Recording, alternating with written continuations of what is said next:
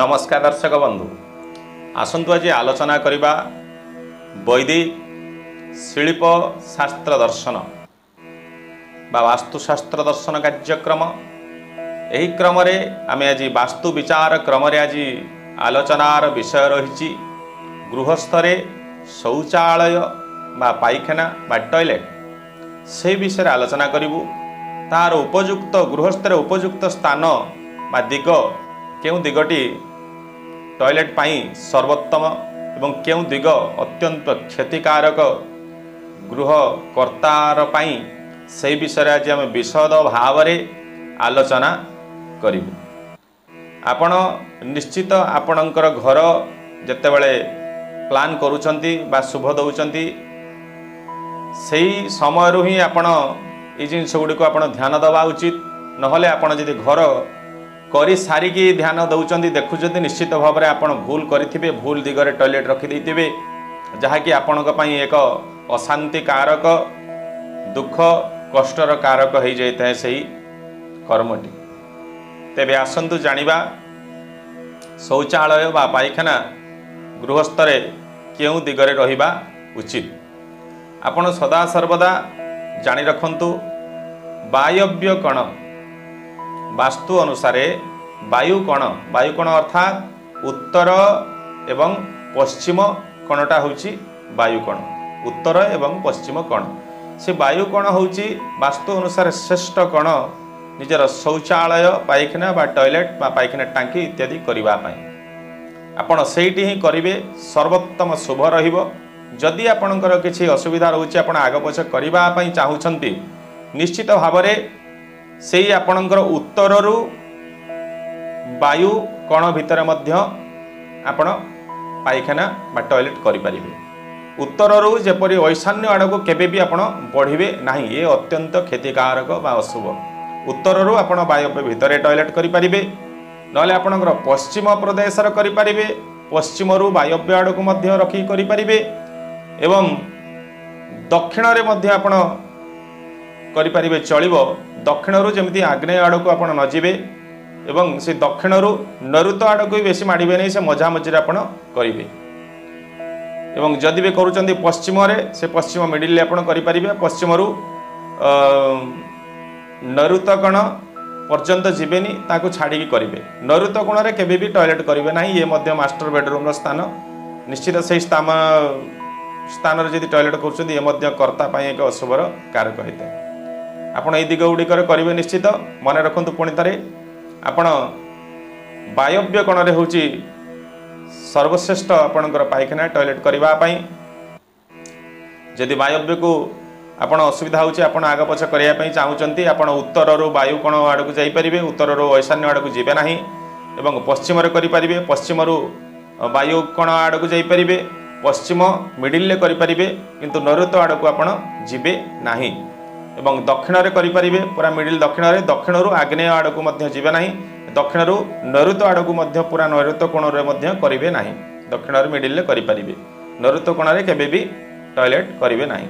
आ मने रखंतु गृहर ईशान्य कोण कोनोसी भी परिस्थिति रे आपण पूर्व आग्नेय कोण एवं ईशान्य कोण ए तीनिटा गोटे पूर्व दिग एवं कोण होची ईशान्य कोण आग्नेय कोण एई तीनी दुई कोण एवं गोटे दिगरे कोनोसी भी परिस्थिति रे आपण शौचालय बा टॉयलेट पायखाना करिवे नाही। एहा अत्यंत अशुभकारक गृह पाई एवं गृहकर्ता पाई रोग आयु हानि कारक होता है एवं अशांतिर कारक दुखमय कर देता है जीवन को। आपण ए प्रति निश्चित ध्यान देबे। अन्य एक विषय प्रति आपण निश्चित ध्यान देबे।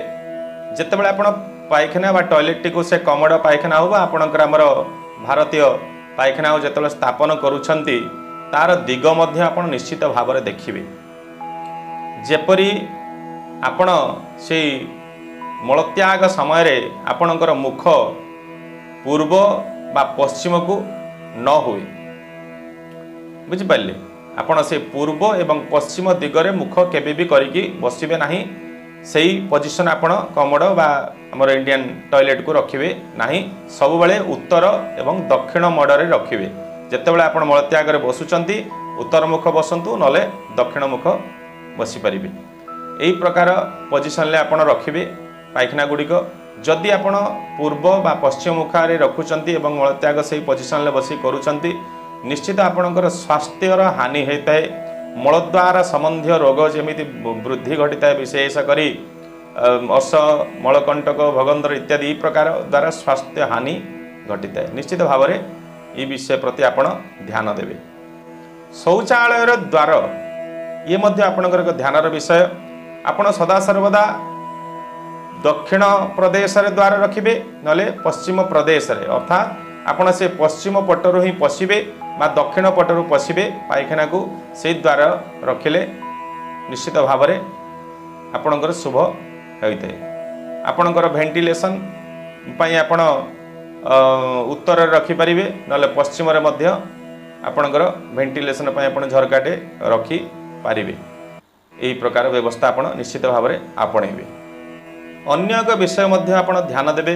जेतबेले आमे से बाथरूम टे करूचु टॉयलेट अटैच टॉयलेट बाथरूम करूचु जलर मध्य स्थान सदा सर्वदा आपण से टॉयलेट भितर देखिबे आपणकर पूर्व रे रखिबे टैप गुड़िक ईशान्य रे बा उत्तर रे।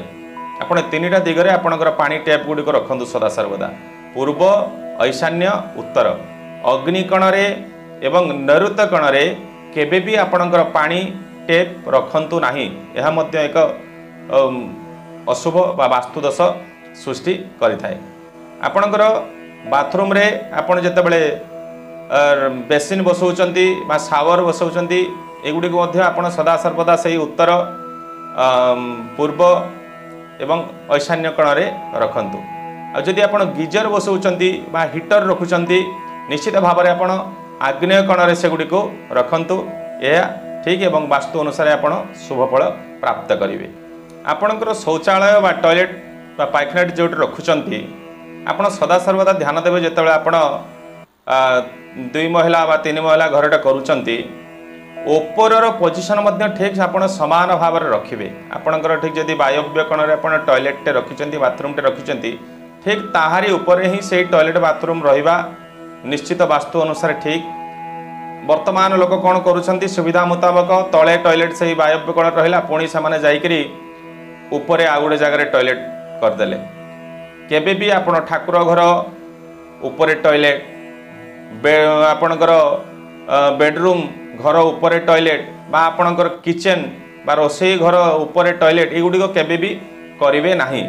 से अनुसार आपण ध्यान देबे जो कोठरी जो पोजिशन ले अछि ऊपर मध्य सही पोजिशन रखिबा पई आपण चेष्टा करिवे। यह वास्तु अनुसार आपण को सर्वोत्तम शुभ फल प्रदान करिवो। शौचालय सम्मुख भाव में केबे भी ठाकुर घर द्वार रखिबे नाही। शौचालय सम्मुख रे आपणकर किचन रोसईशाला रखिबे नाही। ये मध्य एक वास्तु अशुद्धता सृष्टि करिते। आपण टॉयलेट रे बा बाथरूम रे जदि टाइल लगौचंती निश्चित भाव में आपण व्हाइट एवं किछि ब्लू नील रंगर आपण टाइल लगे पारिबे जहाँ आपणक पई निश्चित से शुभ फल प्रदान करिवार सक्षम रहिबो।